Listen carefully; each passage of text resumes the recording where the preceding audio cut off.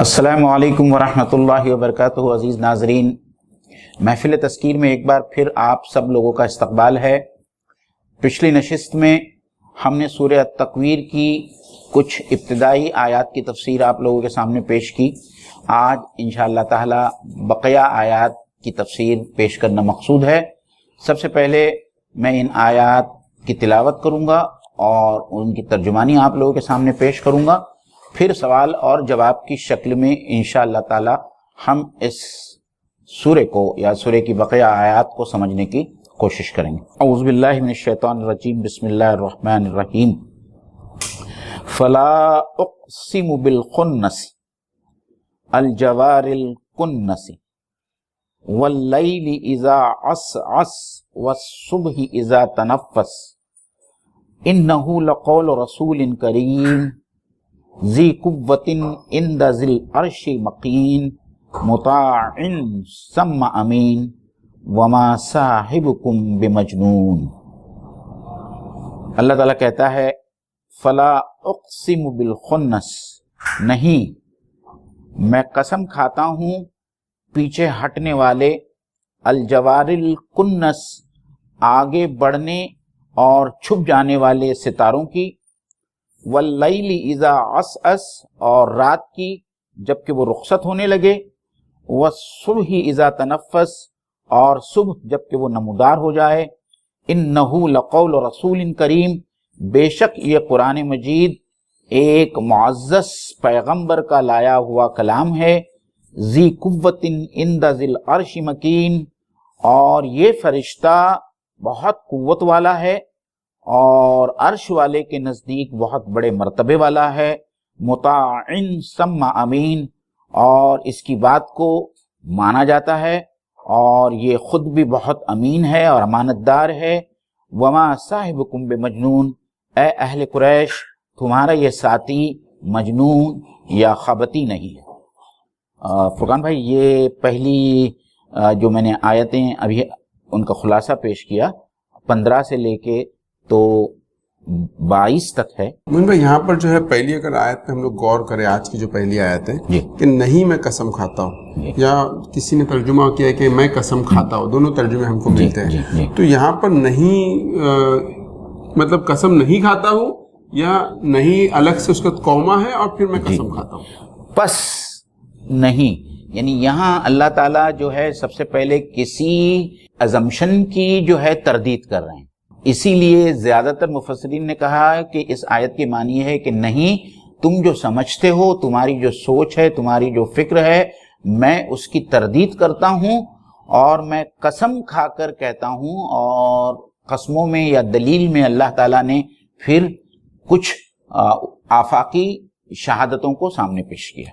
जी बिल्कुल। और इसमें जब ये जो कसम खाई जा रही है कि पीछे हटने वाले की, जी, तो पीछे हटने वाले से यहाँ क्या मुराद है? अल्लाह ताला ने दोनों सिफात जो लाया है, ज़्यादातर मुफस्सिरीन ने बिल खुन्नस अल जवारिल कुन्नस से सितारे मुराद लिया है, क्योंकि सितारों की ये खासियत और ये कैफियत हम देखते हैं कि वो कभी नज़र आते हैं, कभी वो छुप जाते हैं, कभी वो आगे की तरफ बढ़ते हैं और कभी कभी हमारी नज़रों से गायब हो जाते हैं।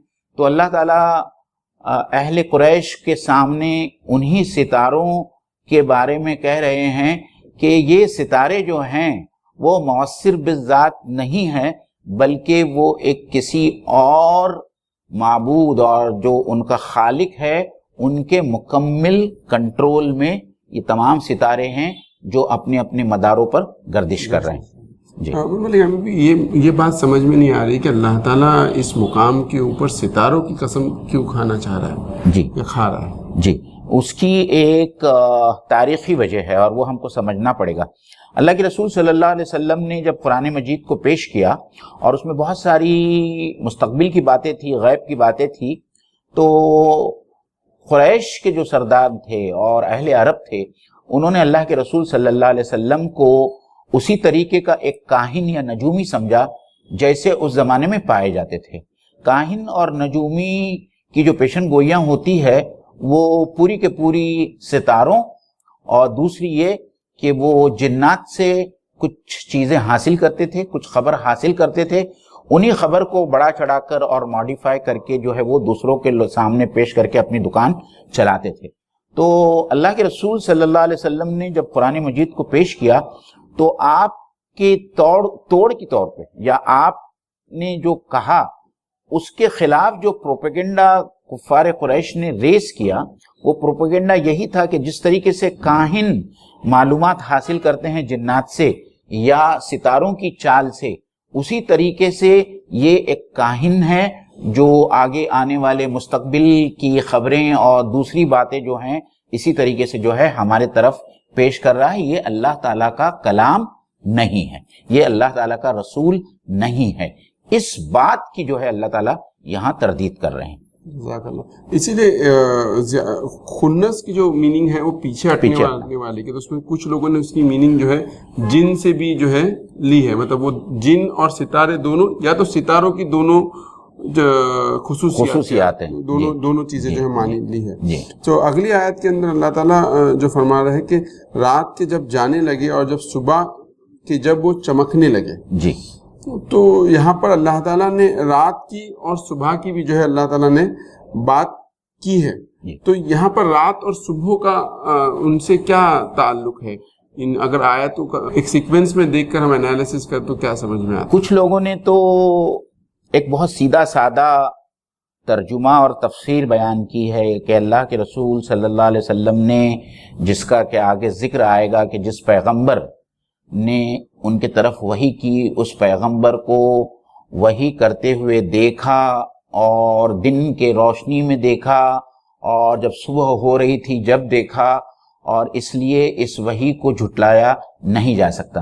لیکن کچھ دوسرے مفسرین نے ہم نے جو پہلے بات کہی اس کی طرف اشارہ کیا ہے کہ دن کا آنا اور جانا اور رات کا آنا اور یہ ستاروں کی جتنی گردشیں ہیں، یہ سب ایک حکیم دانا قادر المطلق ہستی کے کنٹرول میں ہے، اور وہی جو ہے وہی کر رہا ہے اللہ کے نبی صلی اللہ علیہ وسلم کو.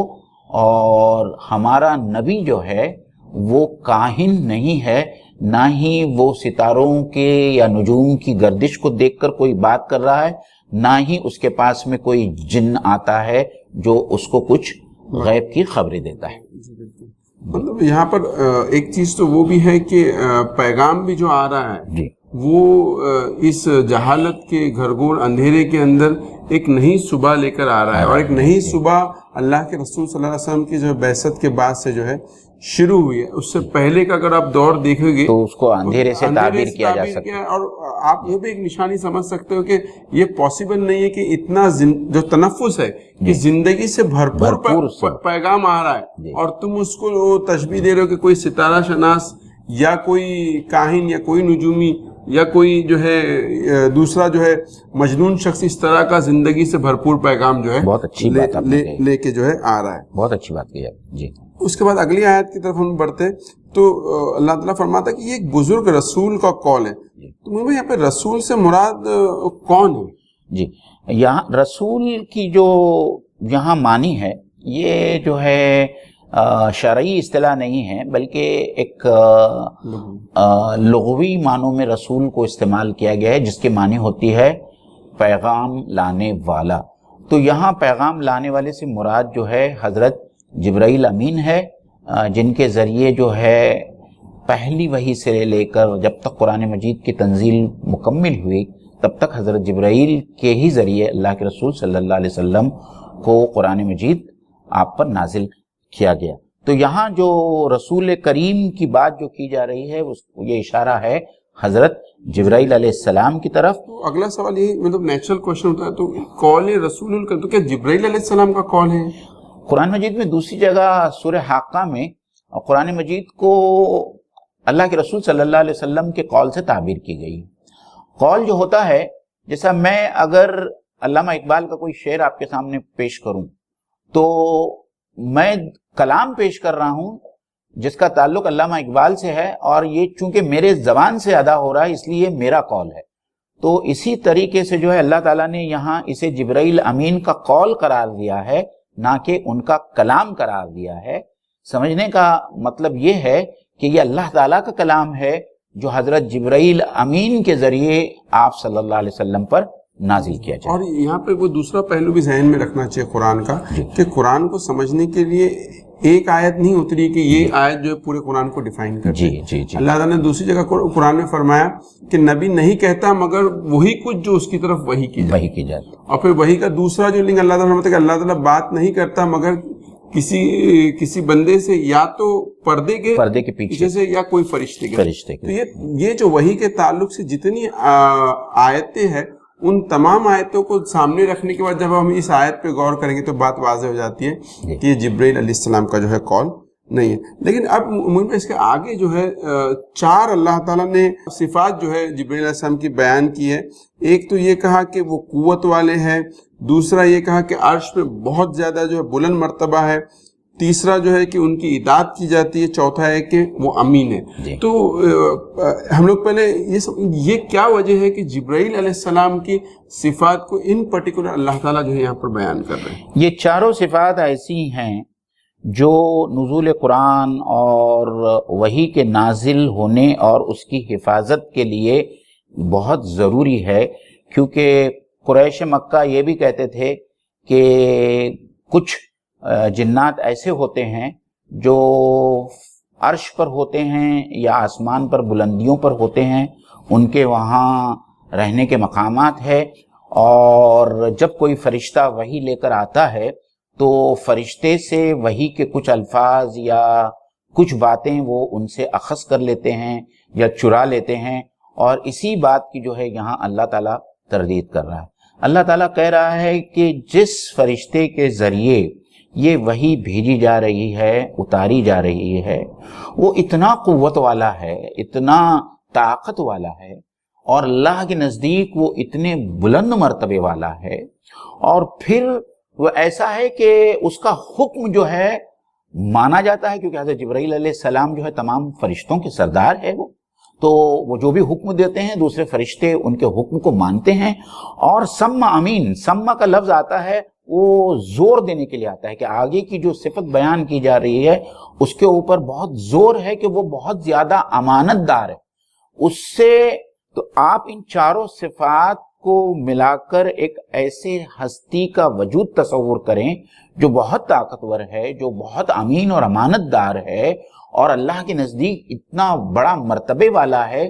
کسی جن کے لیے یہ کیسے ممکن ہے کہ وہ جو وحی لے کر آ رہا ہے اس وحی کے اندر کوئی جن خلط ملط کر دے یا ان وحی کے الفاظ کو اخذ کر لے قبل اس سے کہ وہ وحی اللہ کے رسول صلی اللہ علیہ وسلم پر نازل ہو۔ مطلب اس میں دونوں طرح کے تھریٹس کو اللہ تعالیٰ نے جو ہے ایڈریس کیا ہے کہ کوئی باہر سے انفلوئنس اگر کرنا چاہے تو جبرائیل علیہ السلام بہت زیادہ طاقتور ہے، کوئی ان پہ حکم چلا نہ جائے تو یہ تو پاسبل نہیں، ان کا حکم چلتا ہے۔ اور آخر میں یہ چیز ہے کہ کیا وہ اپنی طرف سے کوئی کر لے نعوذ باللہ، تو اللہ تعالیٰ کی یہ بھی ممکن نہیں کہ وہ جو ہے امین ہے۔ تو external threats and internal threats دونوں طریقے سے یہ جو قرآن کا میسج ہے اللہ تعالیٰ یہاں پہ بتا رہا ہے کہ یہ جو پوری طریقے سے سیکیورڈ ہے۔ اور فرقان بھائی ایک اور بات قرآن مجید میں یہ آتی ہے کہ جب کوئی جن کسی وحی کو لینے کے لیے یا اوپر سے جو اللہ تعالیٰ نازل کرتا ہے اس کو لینے حکم نازل کرتا ہے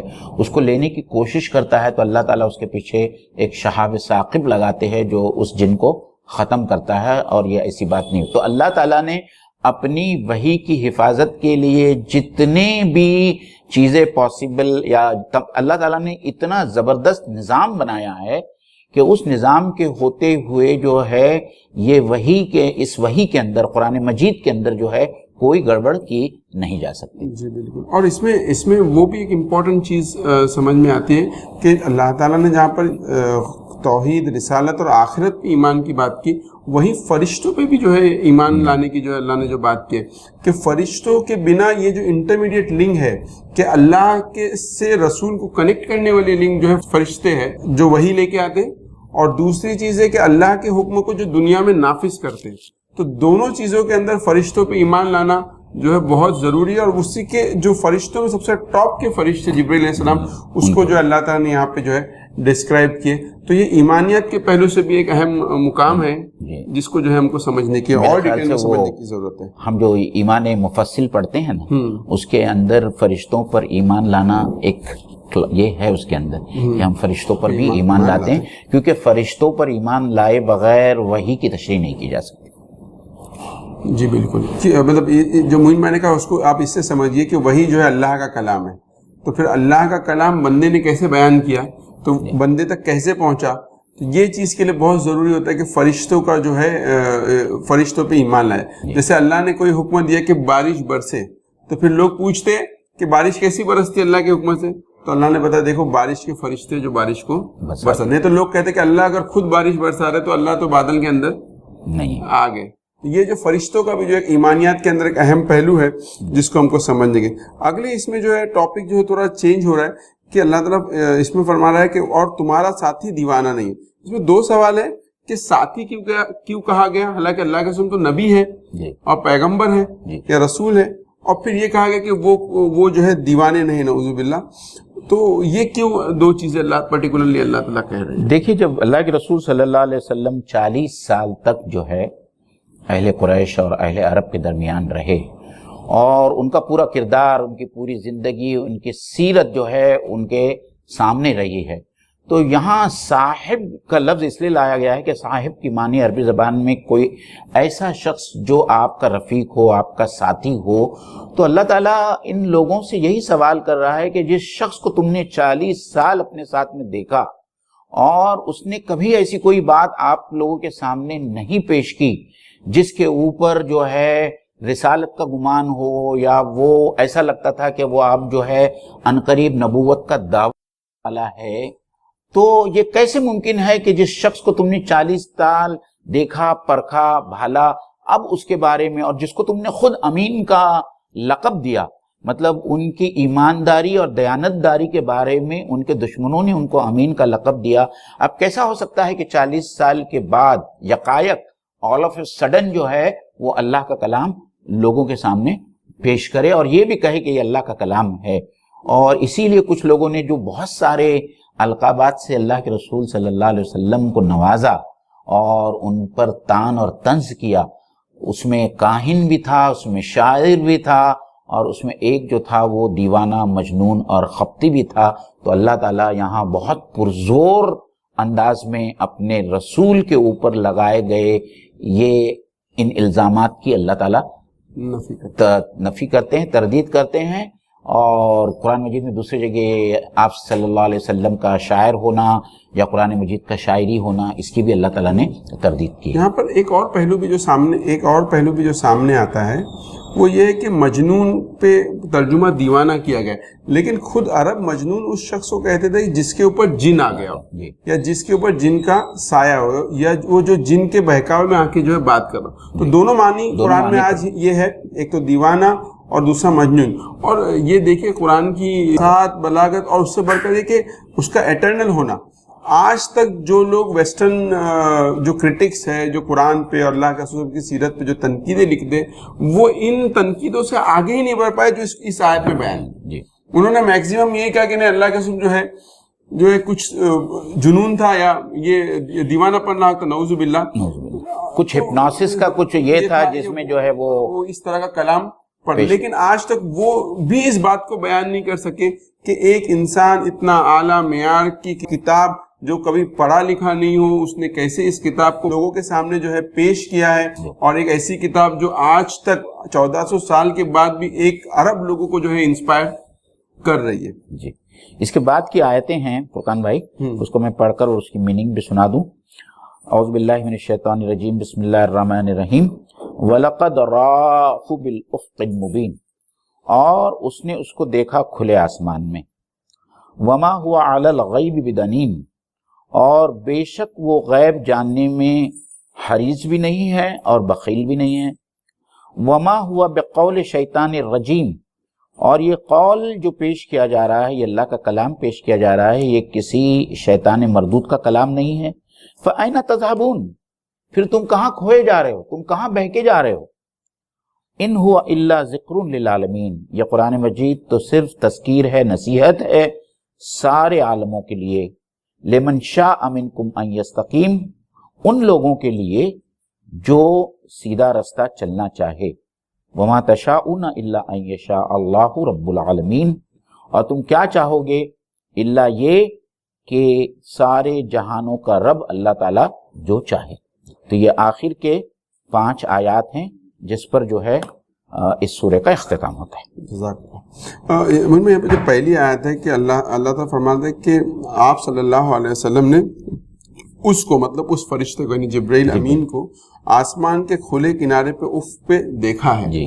تو یہ دیکھنا کیوں ضروری تھا اور اس کو بیان کرنا کیوں ضروری؟ تو پہلے ہم سیرت سے 2 چیزیں سمجھ لیں کہ ایک بار اللہ کے رسول صلی اللہ علیہ وسلم نے حضرت جبرائیل کو اپنی اصلی حالت میں دیکھا اور وہ پورے افق کے اوپر وہ چھائے ہوئے تھے، اور اللہ کے رسول صلی اللہ علیہ وسلم کا خود یہ قول ہے کہ آپ پہ ہیبت طاری ہو گئی۔ حضرت جبرائیل علیہ السلام، ان کی حیت اور ان کے اتنے زیادہ پر کہ پورا آسمان جو ہمارا ویو کا جو یہ ہوتا ہے، کیا کہنا چاہیے، پورا یہ ہوتا ہے، اس کے اوپر جو ہے حضرت جبرائیل علیہ السلام آپ صلی اللہ علیہ وسلم کو نظر آئے تھے۔ یہ پہلی بار جو ہے حضرت جبرائیل علیہ السلام اپنی اصلی شکل میں، صورت میں آپ صلی اللہ علیہ وسلم کو نظر آئے۔ دوسری بار جو ہے جیسے کہ سورہ النجم میں اللہ نے بیان کیا ہے کہ معراج کے وقت سدرۃ المنتہا کے پاس میں حضرت جبرائیل علیہ السلام اللہ کے رسول صلی اللہ علیہ وسلم کو اپنی اصلی شکل میں نظر آئے۔ ادروائز دوسرے اوقات میں جب حضرت جبرائیل جو ہے وہ وحی لے کے آتے تھے تو ایک عام انسان کی صورت میں اللہ کے رسول صلی اللہ علیہ وسلم کے سامنے آ کر بیٹھتے تھے اور وحی کا نزول ہوتا تھا۔ علم حدیث ہے، اس میں روایت کو اسی وقت مانا جاتا ہے جب 2 راویوں کا ملنا یا ان کی ملاقات ثابت ہو۔ تو اس لیے اللہ تعالیٰ نے چاہا کہ اللہ کے رسول صلی اللہ علیہ وسلم حضرت جبرائیل سے اپنی اصلی شکل میں ملیں، اور اسی لیے دونوں بار جو ہے اللہ تعالیٰ نے حضرت جبرائیل کو اصلی شکل میں آپ صلی اللہ علیہ وسلم سے ملایا۔ تو یہ روایت جو ہے، روایت در روایت جب آتی ہے اور اسی بات جو ہے وہ حدیث کی جو ہے وہ مختلف جو ہے شکلیں یا صورتیں بنتی ہے یا تعریفیں بنتی ہے کہ حدیث صحیح ہے یا حدیث غریب ہے یا ضعیف ہے یا حسن ہے، یہ سب جو ہے روایت اور درایت کے اوپر مبنی ہوتا ہے۔ اس میں سے ایک امپورٹنٹ چیز جو ہے وہ روایت۔ جی بالکل، اور اس میں ایک پہلو یہ بھی ہے کہ ایسا نہیں ہے کہ یہ جو ہے کوئی ہیلوسینیشنز ہے، بلکہ اللہ تعالیٰ کہہ رہا ہے کہ جو اصل صورت تھی اس میں بھی جبرائیل علیہ السلام کو اللہ تعالیٰ کے رسول صلی اللہ علیہ وسلم نے جو ہے دیکھا ہے۔ یہاں پہ دوسری جو بات اگلی جو آیت میں کہ اور وہ غیب کی باتیں بتانے میں بخیل نہیں ہے، کچھ لوگوں نے لکھا ہے، یا وہ غیب کی باتوں کے تئیں حریص نہیں ہے۔ تو یہ دونوں کے کیا معنی ہے؟ بخل اور یہ جو لالچ اور بخل، یہ دونوں جو ہے ایک ہی معاملے کے 2 پہلو ہیں۔ تو یہاں بہت صاف طور پر کہا جا رہا ہے، اللہ کے رسول صلی اللہ علیہ وسلم کی یہاں جو صفت بیان کی جا رہی ہے اور آپ کو سراہا جا رہا ہے کہ ایسا بھی نہیں ہے کہ وہ غیب کی باتوں کو جاننے کے لیے بہت زیادہ حریص ہو اور یہ کوشش کریں کہ اللہ سے یہ بھی بات جان لے یا یہ بھی جان لے۔ اللہ کے رسول صلی اللہ علیہ وسلم اس بات پر اکتفا کرتے تھے، اور کبھی کبھی تو یہ ہوتا تھا کہ یہ نہیں آتی تھی، وہی نہیں آتی تھی، اور اللہ کے رسول صلی اللہ علیہ وسلم بہت ہی زیادہ اس معاملے میں تشویشناک ہو جاتے تھے کہ وہی ان کے اوپر کیوں نازل نہیں ہو رہی ہے۔ جیسا کہ ہم جانتے ہیں سورہ کہف کے درس میں ہم نے یہ دیکھا تھا کہ جب آپ سے 3 سوال کیے گئے تھے اور اللہ کے رسول صلی اللہ علیہ وسلم نے کہا تھا کہ میں کل جو ہے تم کو اس کے جواب دوں گا، لیکن جو ہے بہت دنوں تک وہی نہیں آئی، تو اللہ کے رسول صلی اللہ علیہ وسلم کو بڑی تشویش ہو گئی کہ وہی کیوں بند ہو گئی۔ تو اس سلسلے میں، مطلب جواب حاصل کرنے کے بھی سلسلے میں یا غیب کی کوئی چیز معلوم کرنے کے لیے آپ صلی اللہ علیہ وسلم حریص نہیں تھے۔ لیکن اس کے علاوہ جو کہا جا رہا ہے کہ وہ بخیل بھی نہیں تھے، اس کا مطلب یہ ہے کہ قرآن مجید میں دوسری جگہ بھی آیا ہے کہ بلغ ما انزل الیک یا ایھا الرسول بلغ ما انزل الیک، کہ اے رسول آپ کی طرف جو بھی نازل کیا جا رہا ہے اسے پورا کے پورا جوں کہ توں جو ہے دوسرے لوگوں تک پہنچا دوں۔ تو یہ اللہ کے رسول صلی اللہ علیہ وسلم کی اس صفت کی طرف اشارہ کیا جا رہا ہے کہ اللہ تعالیٰ کی طرف سے آنے والی پوری کے پوری وحی کامل انداز میں اللہ کے رسول نے جو ہے لوگوں تک پہنچا دی. اس میں سے کوئی آیت اللہ کے رسول صلی اللہ علیہ وسلم نے چھپا کر نہیں رکھی، یا یہ ماننا کہ یہ کلام جو ہے قرآن مجید کی یہ کاپی، یہ نسخہ جو ہمارے درمیان ہے یہ مکمل نہیں ہے یا پوری طریقے سے محفوظ نہیں ہے، یہ دراصل میں جو ہے ہمارے ایمان کے منافی ہے. جی بالکل. اور اس میں دوسرا اسپیکٹ یہ بھی ہے کہ ایسا نہیں کہ اللہ کے رسول صلی اللہ علیہ وسلم اس وحی کو حاصل کرنے کی کچھ کوشش کر رہے تھے یا کچھ پریکٹسز کر رہے تھے کہ ہم کو جو ہے کوئی کچھ باہر سے جو کوئی میسج مجھے ریسیو، بلکہ یہ تو ہے اللہ تعالیٰ کوئی کسبی چیز نہیں ہے وہی، بلکہ اللہ نے عطا کی ہے، عطائی جو ہے یہ ملی. اور دوسری چیز یہ کہ جب اللہ کے رسول وحی آنے لگی تو کفار کہنے لگے کہ آپ ہم کو جو آپ خزانے بتاؤ یا دوسری چیزیں جو ہم کو غیب کی باتیں بتاؤ. تو اللہ تعالیٰ بتاتا ہے کہ جتنی وحی آ رہی ہے وہ اتنی بتا دے رہے ہیں، اب اس سے زیادہ وہ کچھ جو ہے تم کو نہیں بتائے گی. صحیح. اور آگے اللہ تعالیٰ بتاتا ہے یہ جو ہے کال جو ہے شیطان مردود کا کال نہیں ہے. تو یہ ایک بہت امپورٹنٹ سوال ہے کہ کیوں یہ شیطان مردود کا کال نہیں ہے؟ کیونکہ بہت سارے جو دوسرے اگر ہم ویسٹرن لٹریچر کو پڑھے تو وہ کہتے ہیں کہ نہیں عیسیٰ علیہ السلام کو خدا کی جگہ نبی بنانے کا جو پروگرام ہے یہ جو ہے شیطان کا ہے تاکہ لوگوں کو جو ہے نجات نہیں ملے. تو اللہ تعالیٰ اس کی نفی کر رہا ہے. تو اس نفی کے کیا معنی؟ اس نفی کے یہ معنی بھی ہے فرقان بھائی کہ عربوں میں جہاں بہت سارے اقوال موجود تھے اور جو پروپیگنڈا کر رہے تھے اس میں یہ ایک پروپیگنڈا بھی تھا، اور وہ یہ بھی کہتے تھے کہ نعوذ باللہ من ذالک اللہ کے رسول صلی اللہ علیہ وسلم پر ایک شیطان آتا ہے اور یہ تمام کلام جو ہے اسی کا القاء کیا ہوا ہے. تو یہاں اللہ تعالیٰ بھرپور انداز میں جو ہے ان کے اس قول کی جو ہے تردید کر رہا ہے کہ یہ جو کلام جو پیش کیا جا رہا ہے اللہ کے رسول صلی اللہ علیہ وسلم کی طرف سے یہ کسی شیطان یا کسی جن کا قول نہیں ہے، اس کا کلام نہیں. جزاک اللہ. اور اس میں شیطان کے کلام کے بارے میں ایک بہت اہم نقطہ جو پورے میسج کے بارے میں وہ یہ کہ قرآن کا بنیادی میسج کیا ہے. قرآن کا بنیادی میسج یہ ہے کہ آپ پاکی کو اختیار کریں، آپ فحاشی سے دور رہ کے حیا کو اختیار کریں، آپ بخیل ہونے کو چھوڑ کر آپ جو ہے دریا دلی کو دینے والا بنے. یہ میسیجز جو ہے قرآن کے میسیج ہے. اس کے بالمقابل شیطان کے جو میسیج ہے وہ اس کے اپوزٹ ہے. وہ چاہتا ہے کہ آپ گندگی کو اختیار کریں، وہ چاہتا ہے کہ آپ فحاشی کو اختیار کریں اور آپ جو ہے بخیل بنے. تو اسی لیے یہ جو قرآن کا میسیج ہے اگر پورے میسیج پہ انسان غور کرے گا تو شیطان کبھی بھی نیکی کا حکم نہیں دے گا. اسی لیے اللہ تعالیٰ کہہ رہا ہے کہ یہاں پہ شیطان کا کوئی یہ کلام نہیں بلکہ یہ جو ہے اللہ تعالیٰ کا آپ نے بہت اچھا پوائنٹ. اس میں ایک چیز اور مزید ایڈ کر لیجئے. قرآن مجید میں ایک بار نہیں، میرے خیال سے بہت ساری جگہوں پر اللہ تعالیٰ نے اس کلام میں یہ کہا ہے کہ وہ تمہارا کھلا دشمن ہے. ان الشیطان عدو لکم، کہ وہ تمہارا کھلا ہوا دشمن ہے. تو اگر یہ شیطان کا کلام ہوتا تو شیطان خود اس کلام میں یہ کیسے کہہ سکتا ہے، یا وہ کیوں کہتا کہ میں تمہارا کھلا ہوا دشمن ہوں. اور اس کے اس لیے اللہ تعالیٰ کہ اب یہ سب بات ہونے کے بعد بھی تم کہاں جا رہے ہو؟ فَأَيْنَ تَذْهَبُونَ، یعنی اتنا سب سمجھانے کے بعد میں، اتنے دلائل دینے کے بعد میں اور تشریحات کرنے کے بعد میں، اور تم کو جو بتایا گیا ہے کہ کس طریقے سے جو ہے وہی کا نزول ہو رہا ہے، اس کی کیسی حفاظت ہو رہی ہے، اور میرا یہ نبی جو تمہارے پاس میں آیا ہے اس کو تم 40 سال سے جانتے ہو، اس نے کبھی بددیانتی نہیں کی، اس نے اللہ تعالیٰ پر کبھی جھوٹ نہیں باندھا، کسی نے اس کو جھوٹ بولتے بھی نہیں سنا. اس کے باوجود جو ہے تم اس قرآن پر ایمان لانے سے، رسالت پر ایمان لانے سے، آخرت پر ایمان لانے سے جو ہے انکار کرتے ہو. تم کہاں جا رہے ہو؟ تم کہاں بہہ کے، ان اللہ تعالیٰ نے جو الفاظ استعمال کیے فرقان بھائی، فَأَيْنَ تَذْهَبُونَ، تم کہاں بہہ کے چلے جا رہے ہو؟ یہی قرآن کی بیوٹی ہے کہ قرآن کوئی ایک ڈرائی کتاب نہیں ہے، وہ آپ سے انٹریکٹ کر رہی ہوتی ہے. آپ اللہ نے پورے کوشچنس کو ریز کیا، آنسرز دیے، اور پھر اللہ تعالیٰ اب ہم سے واپس سوال پوچھا کہ اب یہ سب بات تو کلیئر ہو گیا، اب بتاؤ کدھر جاتے ہیں. پھر اس کے بعد جو آگے اللہ تعالیٰ فرماتا ہے کہ یہ تو تمام جہان والوں کے لیے نصیحت نامہ ہے، اور اس کے لیے جو سیدھی راہ کو اختیار کرے، اور پھر تم بغیر پروردگار عالم کے چاہے کچھ نہیں چاہ سکتے.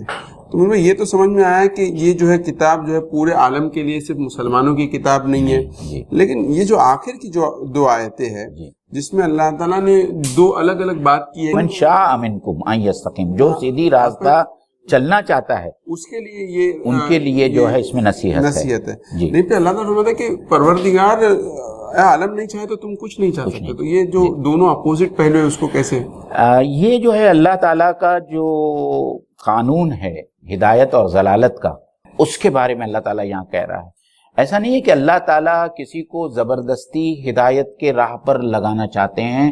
تھرو آؤٹ دا قرآن آپ پڑھیں گے تو آپ کو سمجھ میں آئے گا کہ ایمان لانا اور ایمان کی روش اختیار کرنا اور اعمال صالح کرنا یا سیدھے راستے پر چلنا، یہ اللہ تعالیٰ زبردستی کسی پر بھی کرنا نہیں چاہتا، اور یہ اسی میں انسانوں کا امتحان ہے.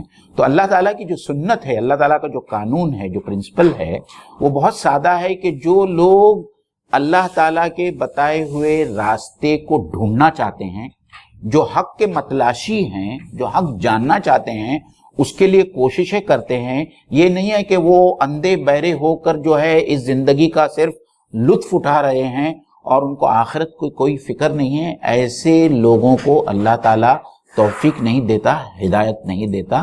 تو اللہ تعالیٰ یہی کہتا ہے کہ جو سیدھے راستے کی تلاش میں ہے اور جو اللہ تعالیٰ سے توفیق چاہتے ہیں، دعا مانگتے ہیں اور اس کے لیے کوشش بھی کرتے ہیں، انہی لوگوں کو اللہ تعالیٰ جو ہے صراط مستقیم کی ہدایت بھی دیتے ہیں اور اس پر چلنے کی توفیق بھی دیتے ہیں. اور یہی اللہ تعالیٰ کے قانون ہدایت کا جو بہت صاف اور واضح پہلو ہے جو تمام انسانوں کو سمجھنا چاہیے. بہت اچھے طریقے سے معین بھائی نے جو ہم کو بتایا کہ ایک بہت سمپل سادی بات ہے کہ اللہ نے انسان کو آزادی دی اور کہا کہ اب چوز کرو، کیا چوز کرتے ہو؟ دنیا چوز کرتے ہو، آخرت چوز کرتے ہو، نیکی چوز کرتے ہو، برائی چوز کرتے ہو. انسان جو چوز کرنا چاہے وہ اس کو چوز کر سکتا ہے. یہ آزادی انسان کو دی، اور اس آزادی کے بعد بھی اللہ تعالیٰ فرماتا ہے کہ یہ آزادی جو انسان چوز کرتا ہے، اس کی راہ پہ چلتا ہے، یہ بھی الٹ اپ نہیں ہوتا. اس کے بھی اللہ تعالیٰ نے جو ہے کچھ قانون بنائے ہیں، اور اس قانون کے تحت اللہ تعالیٰ فیصلے کرتا ہے. جو انسان ایک بار برائی کو پسند کرے اور بار بار برائی کو کرے تو یہ اللہ کی ذمہ داری نہیں کہ اللہ اس کو نیکی کی راہ پہ ڈال دے. یا کوئی شخص جو نیکی کی راہ پہ چل رہا ہے تو ابھی اللہ تعالیٰ اس کو برائی کرے، یہ نہیں ہوتا. تو اللہ نے اپنے پورے قانون کو جو یہاں پہ بیان کیا ہے. اللہ تعالیٰ سے دعا ہے کہ کہنے سننے سے زیادہ جو ہے ہمیں عمل کرنے کی توفیق دے. من میں کچھ کنکلوڈنگ بات ہوگی؟